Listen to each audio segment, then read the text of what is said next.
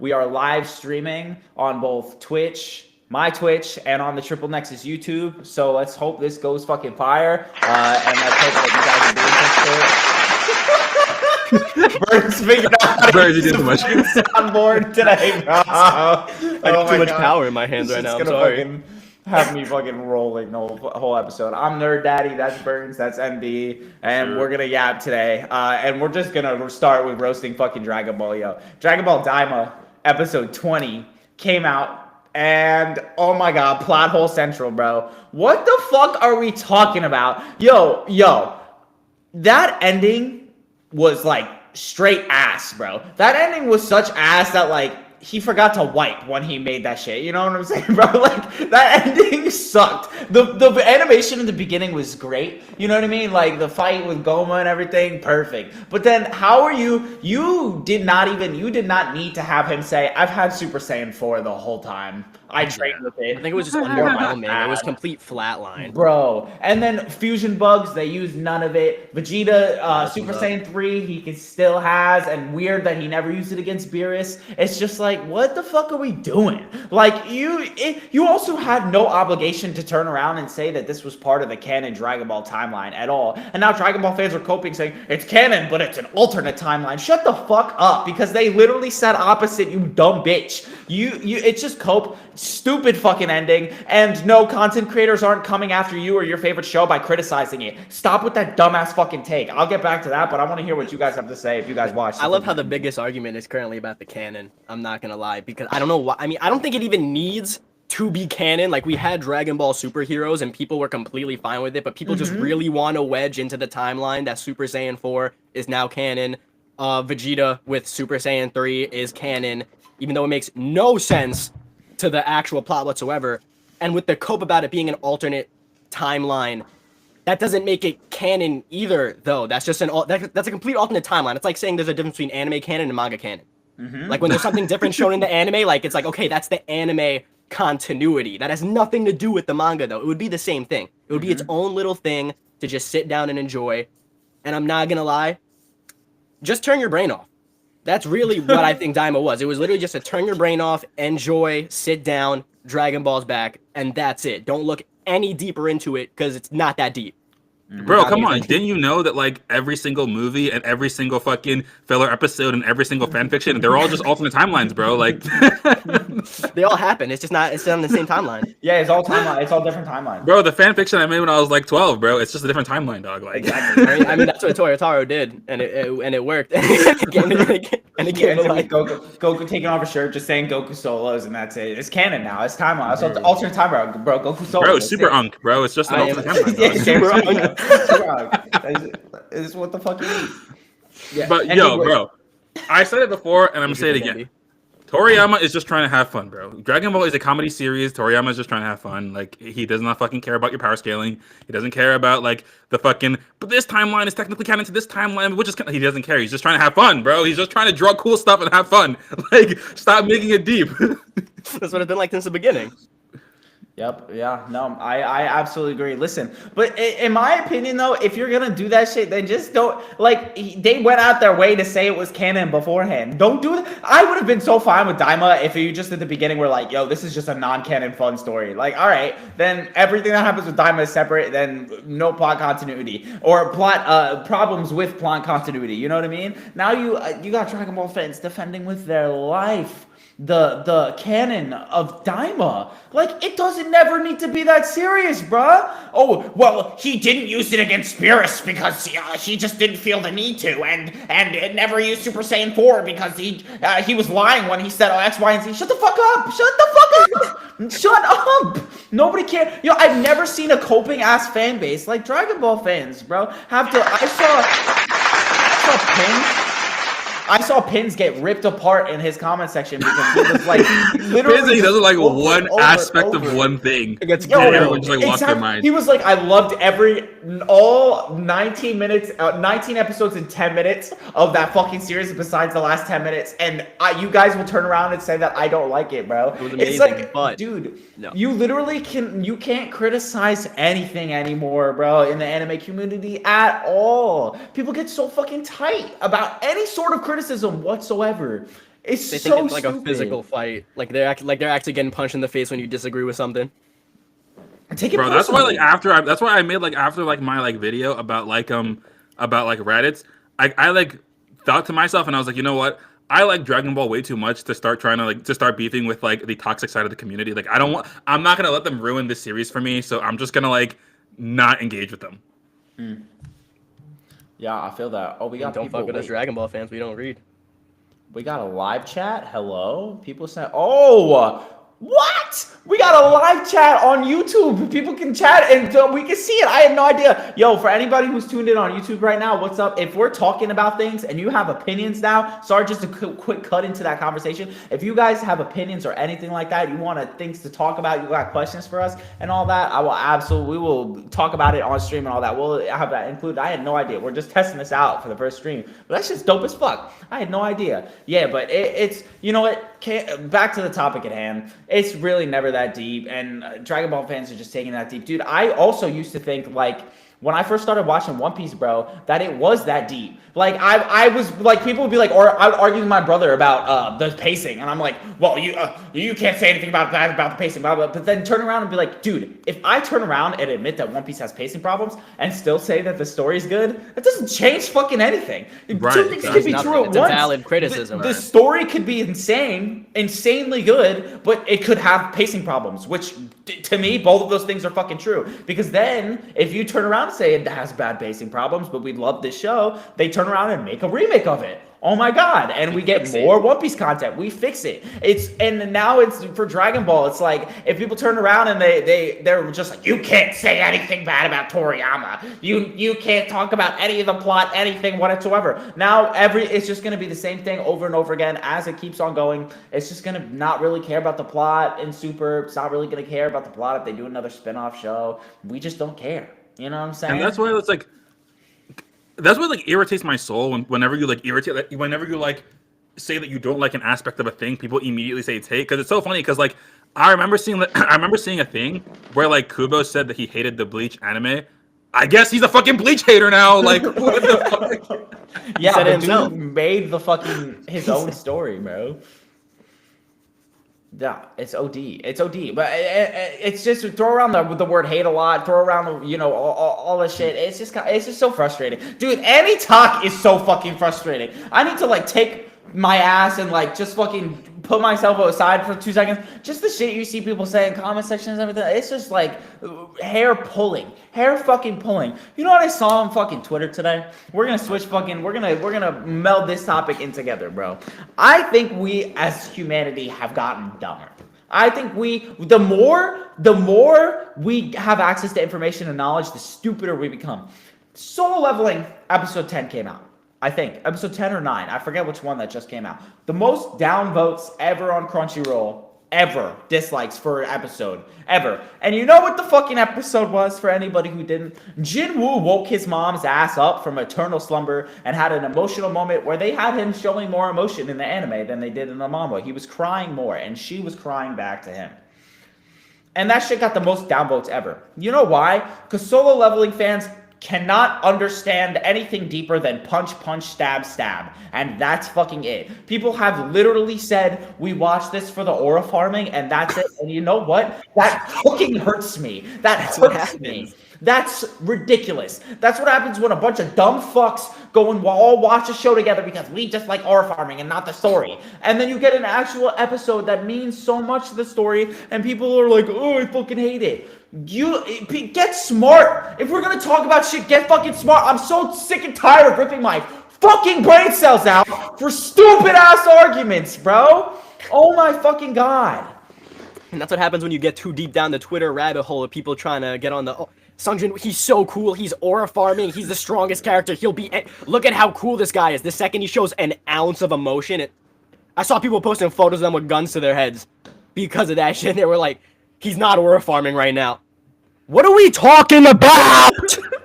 It's like no one wants to talk about like the actual themes of the show. No one actually wants to talk about anything deeper than, oh my god, look at him being cool and beating this guy with one fucking slash. Look, this is so epic and dope. Look at these colors. Oh my goodness, this is so awesome. It's So not about that geek. I can't even fucking say anything, bro. Like, yo.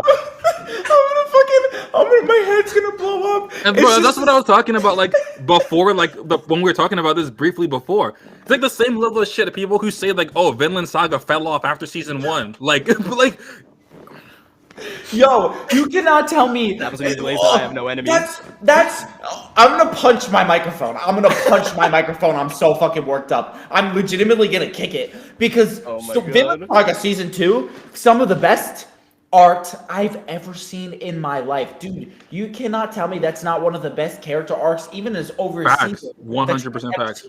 His Cat said in the chat, "Stutter of Doom, bro." You cannot even with somebody right now.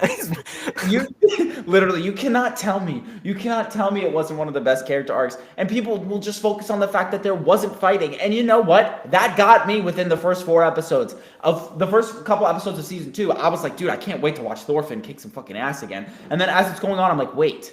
I was like, this is 1,000 times better than what I thought it was going to be. Because you're diving into the full scope of humanity. You don't need, like, he doesn't need to be a weapon for Askeladd. That's not what he is. Like, he's the person who his father raised, not who Askeladd raised. Like, and then just watching him fully become into that person who he was from his birth. Like, and become who his father wanted to be, and not the person who needed to be a hired assassin for war, but for somebody who, like, went higher, who was a higher being for that. And there was, like, 2 seconds of a clash of, like, swords the whole season, and it was brilliant. The whole thing, there was never an episode where I wasn't fully invested. That shit had me crying, like, every other 20 minutes, you know what I mean? That was gorgeous. And there are dudes who unironically online stopped watching the show because they did not fight. This Dragon Ball culture shit, yo, it is ridiculous. I understand Dragon Ball. Bro, and now that you even say like Dragon Ball culture, bro, like what even like pisses me off too is that like I'm reading Dragon Ball right now, and there's like so much in like the writing to talk about, but everybody only wants to talk about, oh my goodness, can you believe that Goku can blow up a planet? Who cares? The writing comes second. The writing comes second. Who cares?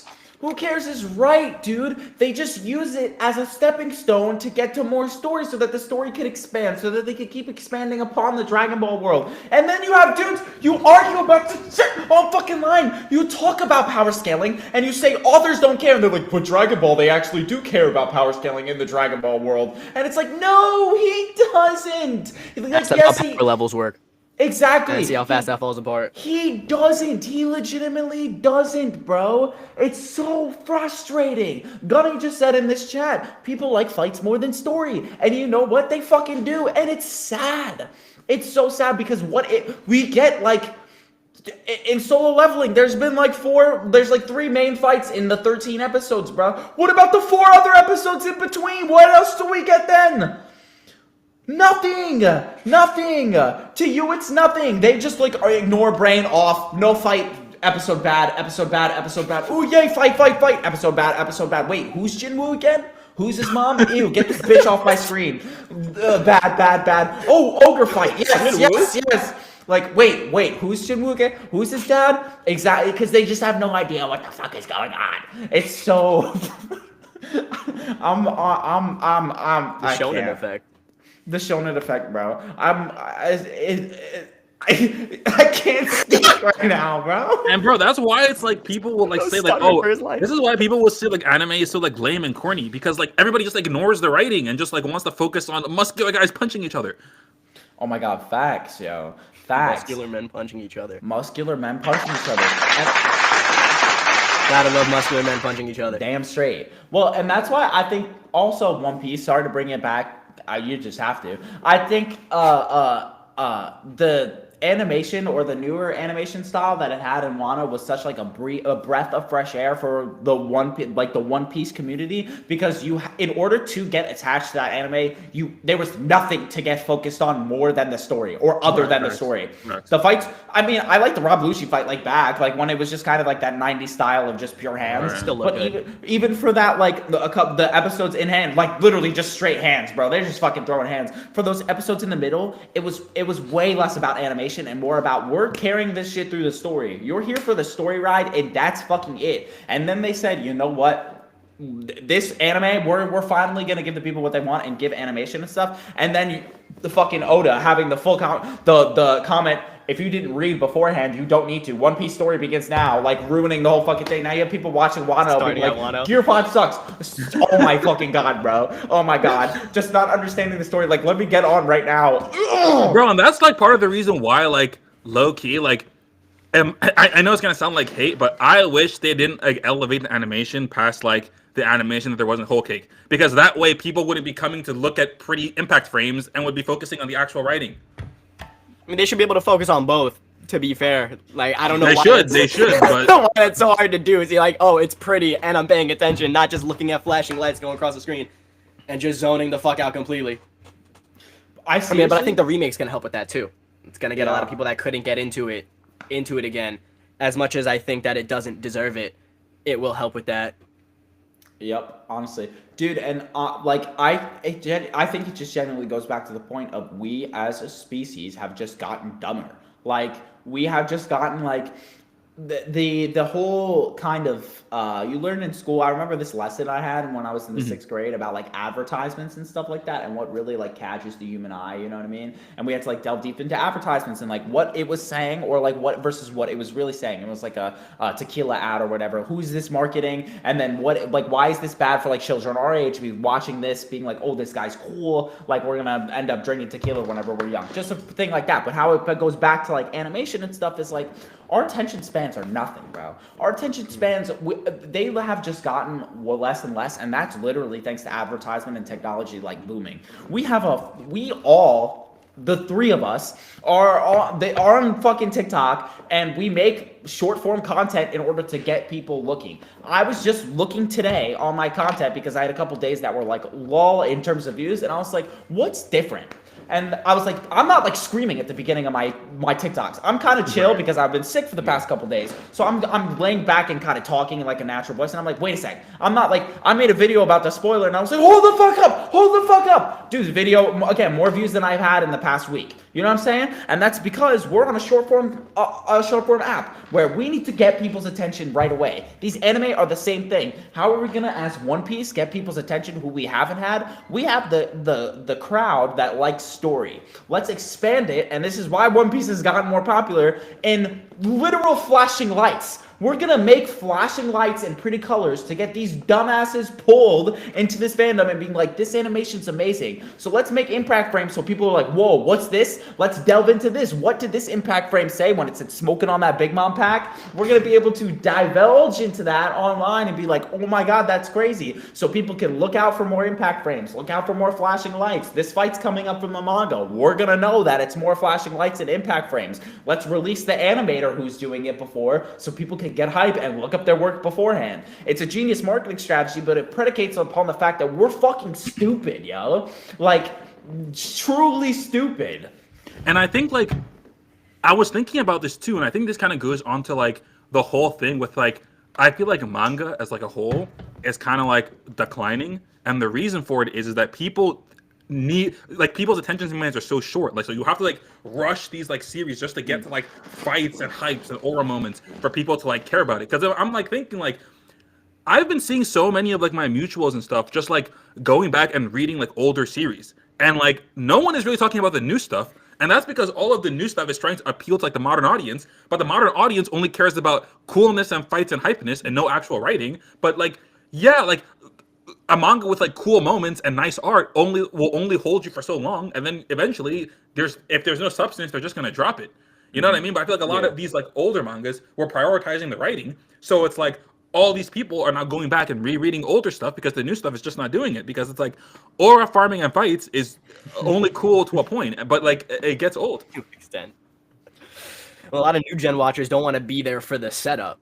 Like, they wait to hear that something, you know what I'm saying? Like, they want to hear, like, oh, something cool happened in episode 6, so now I can watch it up to that to see what like, they're not ready for the whole setup of an entire overarching storyline that they have to get into and see if they enjoy first. They see reading, and then they cut the fuck off and they stop reading it, And I'm not gonna lie, I think Kishimoto suffered from that with Samurai 8, because that shit got dropped in 30 chapters because people said it was too much setup. What's wrong with setup? Right. What's wrong with getting, like, you know what I'm saying? Like, it was supposed to be this whole plot about space, and it's like, how are you gonna expand on that without giving people a lot to grasp onto? And that's what I was saying, that like, the whole thing with Samurai 8, too, like, Kishimoto was writing for like the audience of like 2000 and like the 90s, but like the modern audience, they just want to see hypeness and aura farming. But the dude wants to write a story, but like, no, Gunny said Demon Slayer. 100%. But it's facts, dude. JJK is the same way. JJK, it got extended because the hype moments were great and it got people watching. But even when I'm watching the JJK anime, bro, like they dove into that shit in 2 seconds, no setup. Here's the story. Here's what the story is about, and we're just gonna go. And the whole time I'm watching, I'm like, I'm not attached to any of these characters whatsoever. Like, and I liked JJK, like reading the leaks and everything week by week for sure, but I wasn't attached to anybody because we're just introducing every character lightning fast. We're not going to delve into barely anything about them. We're barely going to set up this world before we get into it. I like the slow burn stuff, not even necessarily the slow burn, just the regular written stories that have like, let's get into the story, let's get into the world, let's get into all these characters and how these characters affect the main character and everything like that. I'm rewatching Attack on Titan right now, and like, that's how you get into shit right away, but build a world while you're doing it. Like, that world building, that story, that plot, how they delve into all of it, fantastic. A lot of this new shit is, again, like you said, ND, just way too quick. Trying to appeal to the bad attention span with no stories and all hype moments. There's a fucking reason why not a lot of things right now, or like there's maybe 1 or 2 that are as popular as the big 3, as Dragon Ball and things like that. Like JJK and Solo Leveling. All the other things are a step below because they don't live up to that. All the big 3 have the hype moments, the aura moments, but are backed by fucking story, bro. Naruto gets into this shit episode 1, but it, again, expands upon. It leaves the mystery, the wide open, to give you room to expand upon the Nine-Tailed Fox, to expand upon who was Naruto's dad, to expand upon not even just who was Naruto's dad, but they said the 4th Hokage died defending the village from the Nine-Tailed Fox in the first episode. Makes me, who the fuck is this dude? What's the Nine-Tailed Fox? What the fuck? Why did he put it inside Naruto? Just all the stuff in the beginning. Like, even Ichigo, Soul Reaper, Rukia needs to go back and all that stuff. Ichigo, okay, let's expand upon these powers. How the fuck did he get that right away? Like, what's going to happen to him and all this stuff? He's going to go to Soul Society in order to rescue her. What's their relationship going to be? Like, let's see this world get delved into. What is this cool power that he got? Right. And, like, I bought this book, and I've been reading through this book. It's called, like, Save the Cat, and it's, like, a book about writing. And, like, I've been reading this to, like, improve my, like, writing skills for my work, right? But something that I saw was they was talking about the formula that every single, like, successful story has.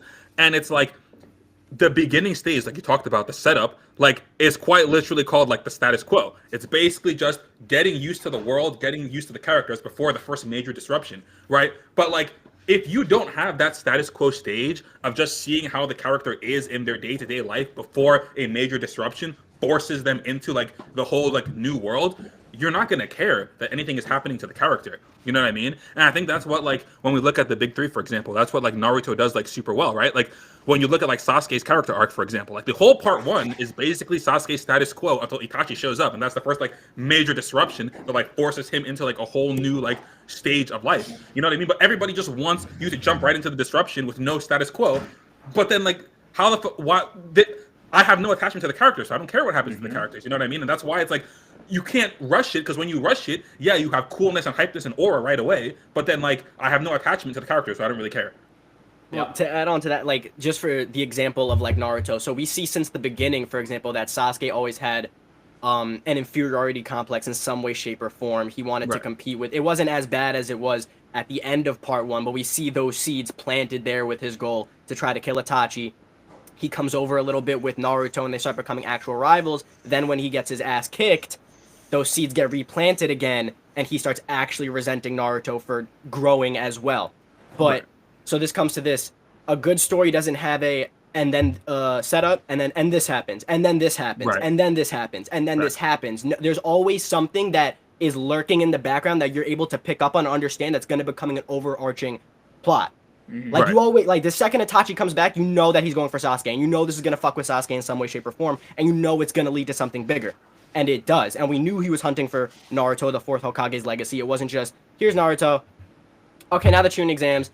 Okay, now he's getting hunted. We don't know why. Now Sasuke's bad. We don't know why. He's leaving. We don't know why. No, it's, we know what's going to happen, and they're setting it up in a way to kind of feed you what's going to happen next. Not just, this happens, and then this happens, and then this happens. Which, small sub, I think, personally, that Dragon Ball suffers from the most. I don't know if you have a comment on that, but and then this. Yeah, I actually do have a comment. I have two comments. The first comment is, I definitely agree with what you said, and that is like you said it like perfectly. Like if you have to say this happens and then this and then that's a bad story. A good story is supposed to have because of this, because of this, because of this, right? Everything leads into the next thing, and I think that like. You make a really good point talking about like Dragon Ball. Like Dragon Ball, it's like, okay, this happens, and then the world gets saved. Oh, here's a new villain. Let's throw something else in there. Yeah, they're not like. But I feel like within the arcs, it definitely has that because of this setup. But I think the thing is like at the end of every single arc. But I think what Dragon Ball does really well is that like it doesn't give you time to lose investment, because as soon as an arc ends, immediately like we jump right into the next one. Like it doesn't give like. I feel like a lot of stories, they have this like thing where they have like the whole like setup, they have the arc, and then they have like the cool down period, and then they have like the rebuilding up period again. But Dragon Ball doesn't do that, like because it's very like this, then this, then this, then this. Like it doesn't give you time to lose interest. So whereas I do agree with you, I think that the way that Toriyama like at the end of the arc, like immediately the next chapter, something else happens. It doesn't suffer from it. Yeah. Yeah. Well, just to go back a little bit, I think earlier, like Dragon Ball Z, it's a little less in earlier Dragon Ball Z. Like it's a little bit more connective tissue. I think as it goes along, like Dragon Ball Super and like Majin Buu Saga, that's when it gets to like Cell Saga ends, and then they need another reason to pick up, so let's introduce this villain that has nothing to do with anything before we talked about. Whereas like Dragon Ball, it's like, okay, here's Raditz, who's his brother, and then you have now the Saiyans coming to Earth because they heard about the Dragon Ball / Raditz, and now you have them leaving off Earth because their friends died, so we need to go get Dragon Balls off a different planet, and then they go back to Earth because they needed to get everybody off there, so now they're waiting for Goku and all that stuff, so let's wait for him to come back. Frieza comes back. It's just a little bit more connective tissue, especially with the androids and everything. But as it goes, and I think this is when Dragon Ball suffers the most, is when the Buu Saga starts. Is when we're just gonna put plot for plot. We're gonna change Gohan out of the main character just because everybody was complaining. We're gonna do like all this stuff, and we're gonna introduce like all these fusions, and here's these things to try to get Goku back into the spotlight and all that stuff. It's like, oh, yo, come on, nobody cares. But those stories, there's interconnected tissues like. ND, you said disrupting the status quo is a thing in storytelling where like the villain will disrupt what is built. If you don't take the time to build the status quo, there's nothing to disrupt. Exactly. There's nothing to disrupt at all. Why do I care? Again, in JJK, bro, he ate the finger, and all of a sudden now he's got this like evil primordial being inside of him who can like destroy the world. Bitch, I don't give a fuck. You told me what he did in the past. I did not see it, nor did I get attached to the characters he did it to, nor did I do I care about Sukuna at all until he like ends up coming out way later. It's like, even to start the story, I'm not emotionally invested. Cool. It could be cool. Congrats. But I don't care. Same thing with, I think, Hunter x Hunter. This is Chimera Ant arc. I think the Chimera Ant arc is, again, the same thing. It's Kite is here, and the manga does a little better because Kite meets Gon in chapter 1 of the manga. The anime does not at all. Let's introduce Kite. Kite's here for 4 episodes. Kite dies from the Chimera Ants, and Gon goes crazy. I did not care about Kite whatsoever. In any case, way, shape, or form, I did not give a fuck about Kite. So why should I care that Gon is crashing out over Kite? I don't. Now I'm watching him rage and crash out. I care about Gon because I've been here with his journey. I don't care why he's crashing out, though. This is all just kind of seemed like, dude. Like, it's all like just irrational to me where I don't care.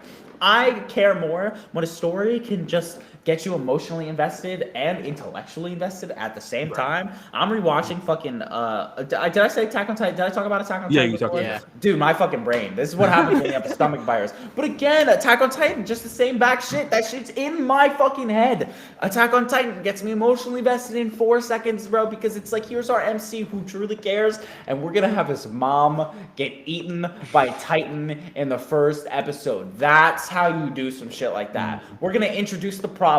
Here's our main problem, which is the Titans. His status quo is they're being protected. That status quo gets broken up immediately, and his life is shit. Not only that, that's our big. And they also do a really good job showing how Eren is like living a happy life with his mom and his family, and then it's like they give us time to see, like, you know, how this kid is just living a happy life, enjoying his life, and then all of a sudden, boom, here comes a disruption to destroy everything that he's been enjoying.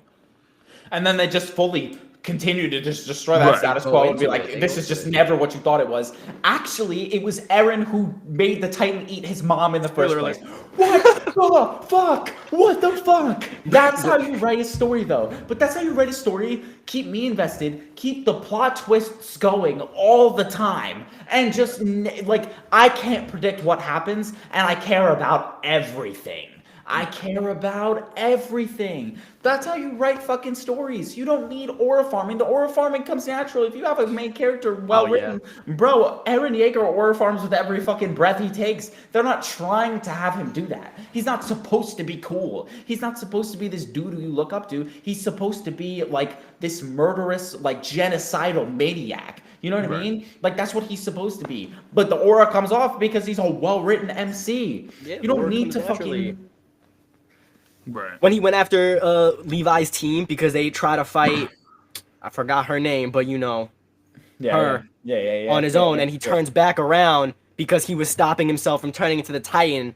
I think that was aura filled. Those rage moments are fire, but like, you can feel that he knows that he truly thinks like he made a mistake, and it's reflected in his character, and that's what makes it so much cooler. It's not just like, oh, there's a Titan that showed up.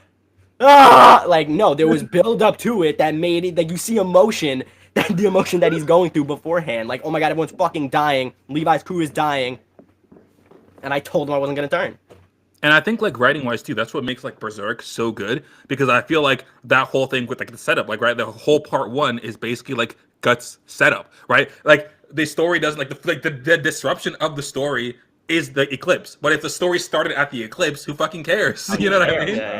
Yeah. If I don't get to know Guts, if I don't get to know Casca, if I don't get to know Griffith, if I don't get to know what they all went through together, how they were all fighting as a squad, as a armed fighting force together, I'm not gonna care. And it hurts more too, because you kind of see the religious parallels like between Griffith and Guts that whole time, like in the beginning. I think the 90s anime actually gets the shading and everything like perfect, and the underscore of like all of it. But you don't, I wouldn't care if it started at the eclipse, but I care more because you see their struggles together. You see what it all means, the fact that they fight together. And then Griffith is the one who like turns and like gets his earthly desires and like gives into his earthly desires and becomes something higher, something more evil, this like otherworldly being or whatever that wants to put everybody through this like misery and all that stuff. And it's like, oh my god, he just turned on his best friend and his best friend who he was in love with and did that evil thing to her, and it's like, oh my god. And it's because of the established story before that we really give a fuck. That's why I fucking love One Piece, bro. It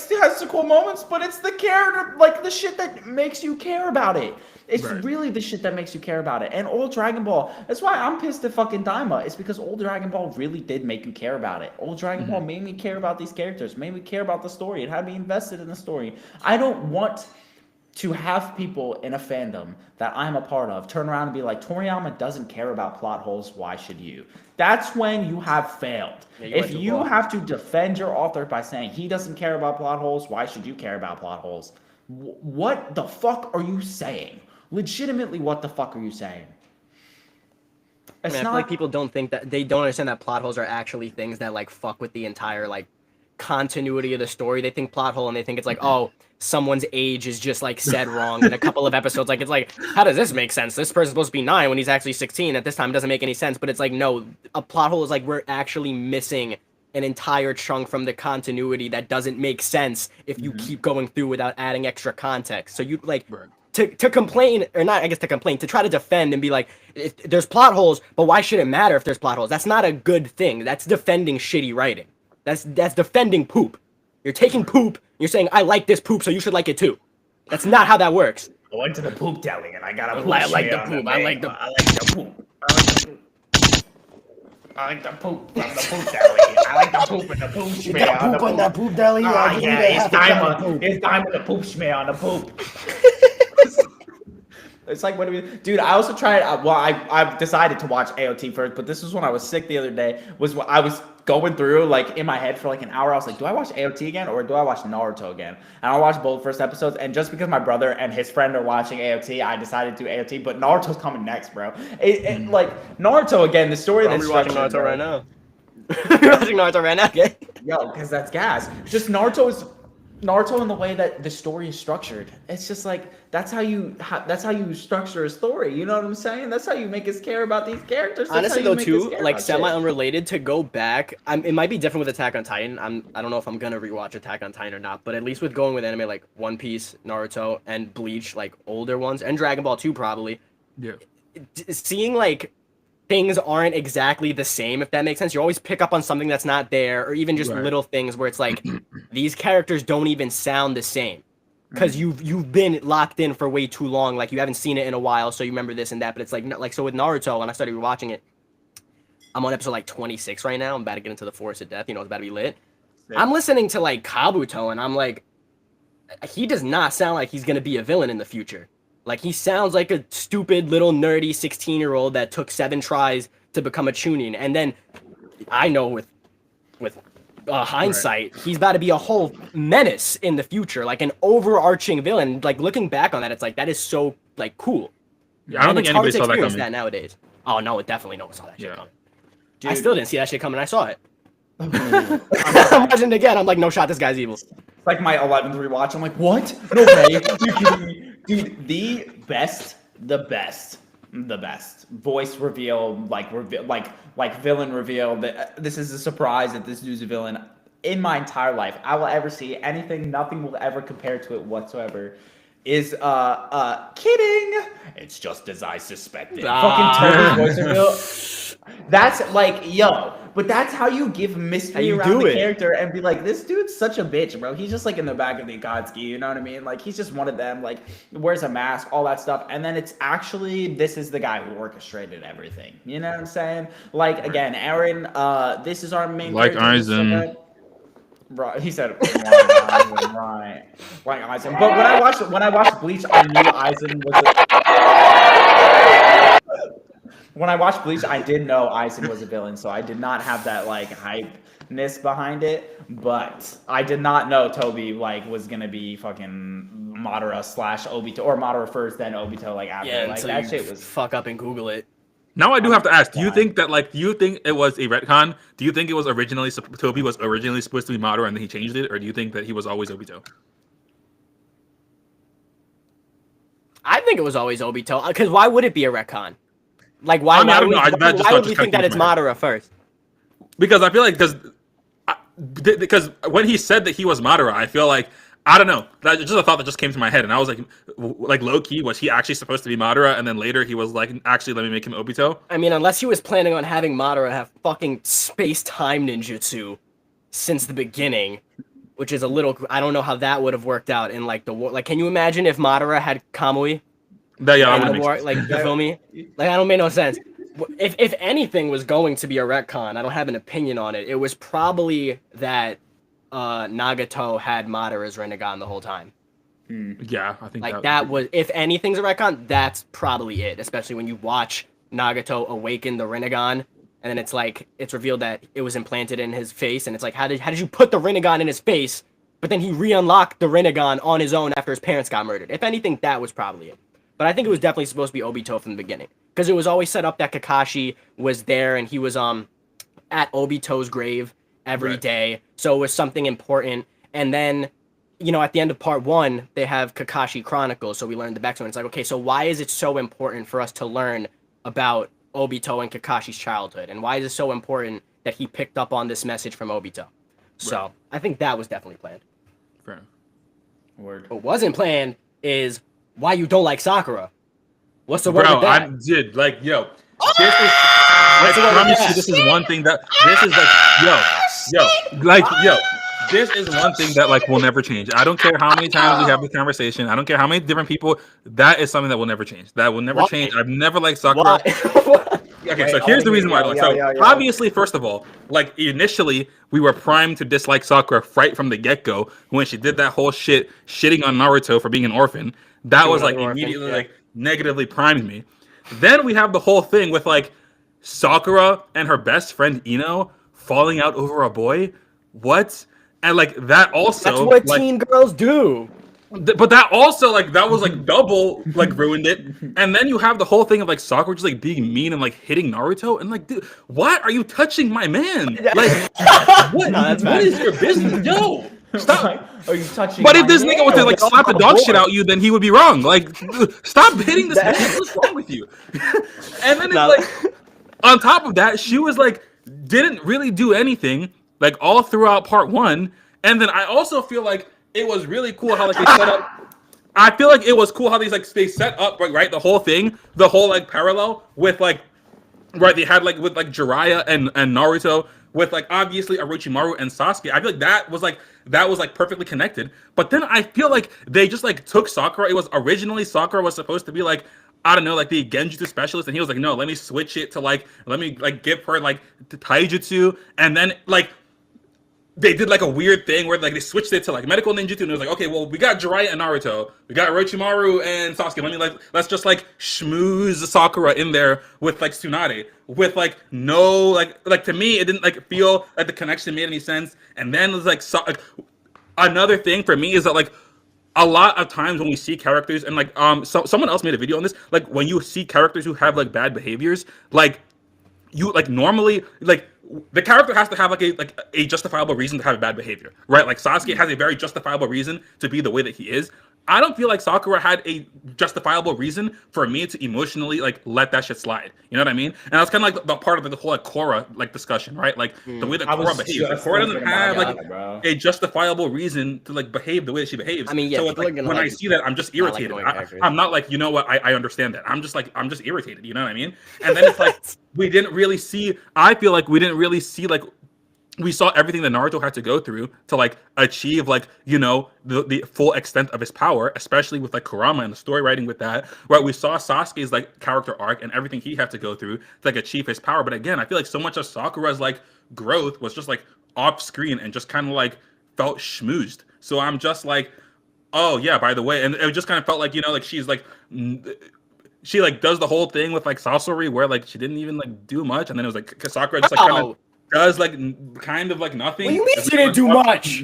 Kind of like off screen for like so Off much screen, time, bro. She especially fought during for the 3 war. episodes straight, gang. What are we talking about? Bro, What are we talking about? With like Cheeto like controlling her body and shit, and then like her for 1 episode, bro, and it's like congratulations, you beat the weakest dude. Like I never like sleeping on Sasori, now we're sleeping on like you want a Sasori. prize, like you want a prize for that, and then it's like she was like, and then it was like for so much of the war arc, right? She was like off, she wasn't even like on screen, and then like bro, let me finish, and then you can debunk me or whatever, right? Then it was like for so much of the war arc, she was like off screen, and then she shows up again, like, oh yeah, by the way, she mastered 100 healings. Like, are we gonna see like a character arc that leads you to this power? Or are we just gonna say off screen and then you come back and then here's this super awesome power that you have? You know what I mean? Like, I don't. It just feels. You know how people say like Dragon Ball feels like it has like forced like power ups. That's kind of what it felt like to me a little bit. It was just kind of like a let's just kind of like put that in there. And then like the elephant in the room is like the whole Sasuke thing, bro. I would have loved Sakura so much if she got over Sasuke, and then at the end of the series, it was like she becomes her own person, and then you can still make her get with Sasuke at the end. Like at the end, then it's like Sasuke like respects her as like an individual and respects her power and respects her strength, and then it becomes Sasuke chasing her as opposed to her chasing. But if it's like her chasing Sasuke for the entire time, her like manipulating Naruto's emotions, her like drugging her comrades to chase Sasuke, and then at the end Then at the end, she's still thinking about and simping for Sasuke. Yo, can you just, bro?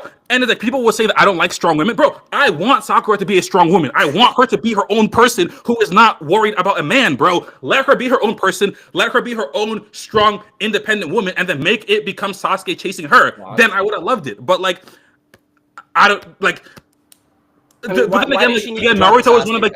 But again, Naruto is one of the best written like stories ever. So it's like, yeah, Kishimoto, like, he can't do everything. Like, you can't do everything right. You know what I mean? Like, no story is perfect, right? Like, he did everything else perfect. Like, I'll let him slide for this like one thing. He said, "I'll let him slide for Sakura." I mean, he wrote Tsunade. He said he didn't know how to write good woman characters, but then he wrote Conan and Tsunade. So I don't really understand that too much. But why does it matter that Sakura wanted Sasuke for so long? Like, why does he need her to get over her or get over him? Because I feel like. So I feel like for me, I feel like that was one of Sakura's like big character flaws, right? Like I felt like her character flaw and what was holding her back was this like obsession with Sasuke. And I feel like when I'm looking at such like a glaring character flaw, I feel like especially like right when we look at I'm not sure what the arc is called, but when at the time when like Naruto, Kakashi, and Naruto, Kakashi, and Sakura like meet up with like evil Sasuke, and then Sasuke is like doing the thing where Sakura like runs to Sasuke and some shit like that, and like Sasuke like almost kills her, and then Naruto has to jump in and save. It's like making these irrational decisions for Sasuke. And it's like, yeah, I understand that, but like, I need you to grow past that. I need to see a character arc where you go from being irrational because of this man to being your own person. Then if you still want to end up together, Naruto was in love with Sakura. What's wrong with Sakura being? I mean, Naruto was in love with Sasuke. What's wrong with Sakura being in love with Sasuke?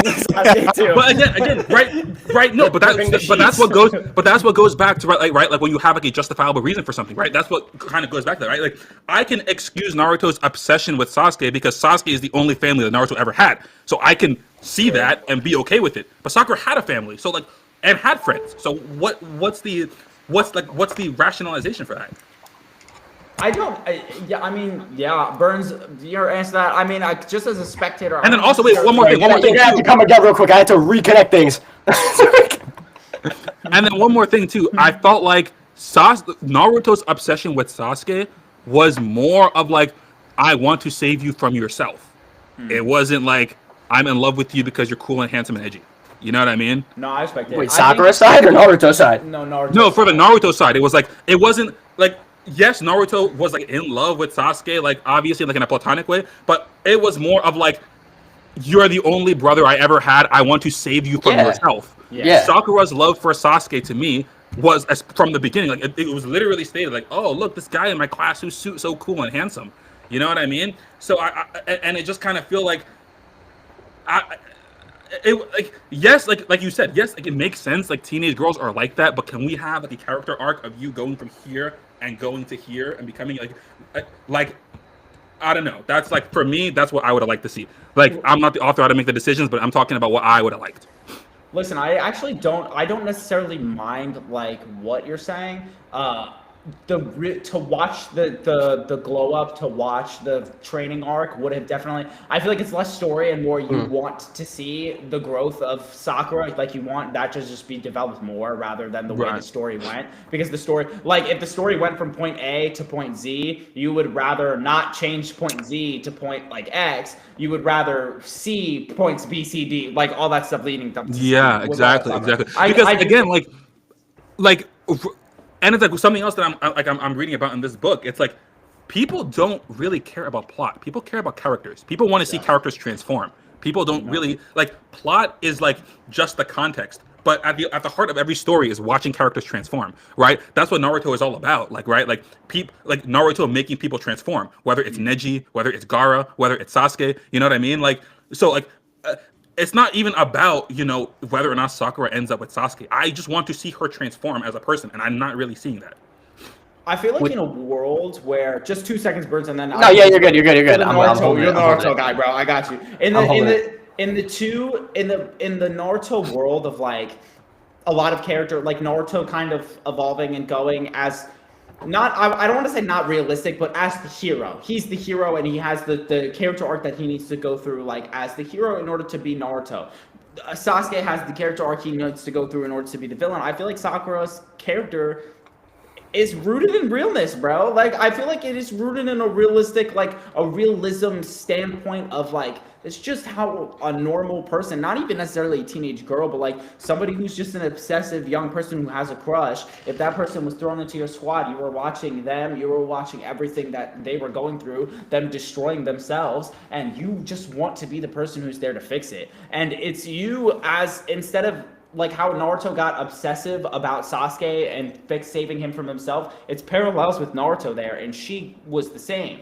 Instead of Naruto being like, I haven't had a family, Sasuke's the only family that I had, she just had it from a love standpoint. But I feel like there's parallels with Naruto there in terms of like, it's love versus like the family that was missing from me. I'm still want to save you from yourself. It's kind of where the love for Sakura went to Sasuke, is that like from a young age, she just was like in love with him and she wanted to save him. She wanted to be that person, the shoulder to cry on, like all that stuff. And I feel like it's a very real, like raw human emotion. I feel like that's the things that we've all gone through when like you experience love, you want to like be there for the person. You want to be the person, the shoulder to cry on. Like you want to be there through all their good times, through all their bad times, everything. And I feel like her growing up, like her Sasuke point could have changed in her falling out of love, but I feel like there's something to be said about like she just never fall out of love, because for some people that's just how the life goes. You know what I mean? Right. Yeah. Well, I was gonna ask, would you not consider going back a little bit? We were talking about her manipulating Naruto's emotions and then drugging and P Diddying her teammates. That we're gonna go out for Sasuke. Would you not? But besides that part, because I can't defend the whole knocking out the team thing. That I actually thought was mad stupid, considering the team was willing to help her go after Sasuke. But would you not consider her at that point trying to get over her feelings for Sasuke, considering that it was her that made the decision to, I'm gonna take the weight that Naruto was holding and I'm gonna bear it on myself, and I'm gonna try to handle this Sasuke problem so that Naruto doesn't have to anymore. And then she goes out of her way to try to kill Sasuke, and obviously we know that she really can't fucking do that. Has no capability whatsoever to do that shit. But she tries, and that's supposed to show. Is that not supposed to show her going back on that? Maybe that was like the intention, but I don't think it was executed well. And the reason why is because I think that Kishimoto is not doing a good enough job showing us that this is Sakura getting over Sasuke. To me, it just looks like Sakura making another irrational decision because of her obsession with Sasuke. That's what it looks like to me. Because you're not killing, you're telling me the nigga that pulled up to the 5 Kage summit, you fucking random bum medical ninja who is doing, you're not doing anything. So to me, it just looks like, like here's this girl just making another irrational decision because of this guy, because of emotion, as opposed to like, like I actually like, as opposed to like Kakashi, who is like something like, oh, well, like this guy is too far gone. I don't want to have to do this, but I have to kill him, kind of thing. Yeah. You know what I mean? Like maybe that was the intention, but that's not the way that it was communicated to me. Okay, I could respect that. I could respect that. This is such a grown up, respectful comment. You said this is a guy growing up. What the fuck you think I'm gonna be like? Yo, fuck you! How dare you? I thought the was coming, bro. I don't like Sakura that much, but but to point shit out, things like her beating up on my mans, that shit rarely happens in the manga. That's all Studio Pierrot. Like she unironically hits Naruto like twice in the entire fucking manga from part 1 to the end of Shippuden. And Pierrot ups that shit to the max. And in the anime, they have her chucking Naruto off of the fucking Naruto bridge because he said he would go on a date with her for no fucking reason, or punching him until he bleeds. That shit never happens. But the same thing also with Sasuke not reciprocating feelings for Sakura. I could see from a manga standpoint how Sakura would hold on to that longer, because there's a lot of scenes in the manga where we can see that Sasuke kind of does have an open heart towards her in a way. She hugs him a lot of times and he starts blushing, and he reciprocates certain feelings, like he doesn't like to be touched, but when she touches him, he doesn't mind it. Or how her hugging him was able to drag him out of the hatred that the curse mark brought out. Right. And even when he left and at the end we had to fight Naruto and shit, he didn't disrespect Sakura whatsoever. He just said, I'm sorry and thank you, knocked her ass out, left her on a bench. He didn't have any ill will. And the only time that he shows ill will towards her is actually when he gets into that mindset of being in darkness and I'm going to destroy the Leaf Village and I'm going to hate everything. So for all we know, if he never linked up with Obito after killing Itachi, he would have linked with Sakura then too, and everything would have been fine and dandy after, because that was the only thing he truly wanted. But then shit shifted after that. So I feel like it's kind of easier to let her obsession with Sasuke drag, considering that there was shown chances for that to become something. Like, it wasn't always just, fuck you, I hate you. Why you hate? Get the fuck out of my face. Get the fuck out of my face. Because if it was like that every single time, then I'd also be like, what the fuck are we talking about here? This guy's spitting in your face, and you still want him. But he was never like that from the beginning. Mm-hmm. And again, she's a teenage girl that's going to act out and be irrational and be extremely emotional, and she shows that. I feel like she doesn't do anything too abhorrent, too stupid. Again, the worst thing that I think is drugging the teammates that were going to help her. But again, that was her trying to pull, like, I'm gonna shelter this burden myself, and then it doesn't like actually work out in the end. But it's her trying to do something bigger than herself. Yeah, I feel like if it was executed in more of like or at least if Kishimoto made it more abundantly clear that this is coming from a place of selflessness, as opposed to like a place of just like, I'm in my emotions, so I'm gonna make an irrational decision kind of thing. I feel like it could have worked, but the way that it landed for me, it just didn't work. Well, that's also why I think, at least like now, I don't hate Sakura whatsoever. I don't dislike the character, and that's because when I think of Sakura, I think of the current Sakura that is the mother of Sarada and husband of Sasuke. I'm not thinking of 16-year-old Sakura that in the anime was like, who am I gonna save, Naruto or Sasuke, if they were both in trouble? That shit didn't happen, by the way, in the fucking manga. That shit didn't happen whatsoever. I don't know why they put that in. That never happened. She never said such things. They had a hate boner for her. Or the 13-year-old one that's talking to an orphan and is like, my parents would never let me do this shit. He's lucky he don't have parents. Like, she's not that little asshole girl anymore. So, like, I always thought she was annoying, but I never thought she was useless or, like, this horrendous character. And especially now when it's, like, she's mature, basically. And that's kind of what, like, irritates me, too. Like, it's, like, the whole, like, useless thing is, like, whenever, like, I'm saying, like, I don't like Sakura. People are like, oh, but like, Sakura is so strong. Like, I don't care about strength, bro. There's more to writing than strength. Well, she punched a mountain. Who cares how strong she is? What? Korra is strong, and people hate her too. Like, who cares about strength? Well, yeah, it's about the likability of the character. Yo. I don't like Sakura, but look at how strong she is. What? That's funny, yeah. It just goes back to fucking punching mountains and shit like that, bro. Our standard. It always comes back to power scaling. It always comes back to power scaling, bro. You know, bro, all problems always come back to power scaling in some way, shape, or form. Like, come on, bro. Yeah, she's strong. Shut the fuck up. No, we need every anime from now on to just be street level. And that's it. Y'all don't deserve space and shit. Y'all don't deserve blowing up planets or destroying No, but unironically, when you like make it about like blowing up planets, then that's the only thing anybody ever wants to focus on. Yeah, you can only keep going deeper in once that comes. I just don't understand why we fucking care, bro. I literally don't. Like, care more about the characters. I watch the anime for the fucking characters. I don't watch it to be like, Goku solos. Fuck up. And bro, that's literally what like attracted me to anime in like the first place. It was like, I remember like seeing like the massive contrast between like shows and like Cartoon Network, for example, and anime, is that anime had so much more focus on the writing as opposed to like shows on like Cartoon Network that was just like here's entertainment and fun stuff. You know what I mean? Yeah, Basado stuff. But now people treat it like, oh, look, it's just like pretty colors on a screen. And any time we get any fucking speck of writing, oh, this show fell off. Oh, this show gets boring. Oh, like, can't handle it. That's literally just what happened to fucking Solo Leveling. Ridiculous. The show fell off. No, your brain cells fell off. Like, I mean, we'll have to see how it carries on in the future, see if people stick with it. Because if ratings keep dropping because of that, I don't know. We might need to like stop anime altogether. We might need to cancel we might need to start canceling things because people really don't deserve this shit. They really don't deserve this shit.